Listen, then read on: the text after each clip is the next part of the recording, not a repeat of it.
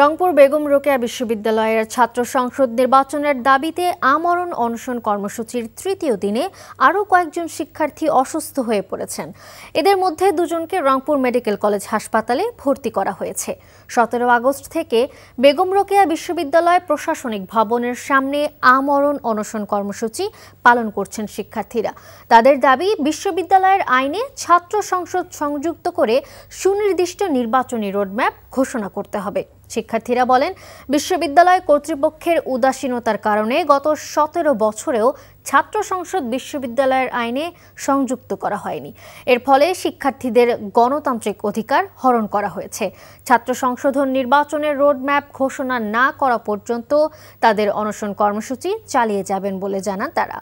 গতরাতে বিশ্ববিদ্যালয়ের ভিসি ইউজিসির বরাত দিয়ে 10 দিন সময় চেয়ে অনশন প্রত্যাহারের অনুরোধ করলে 2 জন কর্মসূচি থেকে নিজেদের প্রত্যাহার করেন। তবে অন্যরা অনশন চালিয়ে যাচ্ছেন।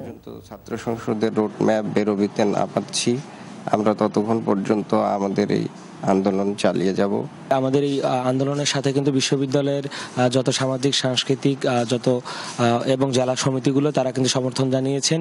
যতক্ষণ পর্যন্ত বার্তা আসবে ততক্ষণ পর্যন্ত আমি আন্দোলন চালিয়ে যাব। বান্ডেল থাকলে প্রতি সেনমানিতে টাকা বাঁচবে। বিকাশ সেনমানি বান্ডেল কিনে জিতুন প্রতি লেনদেনে।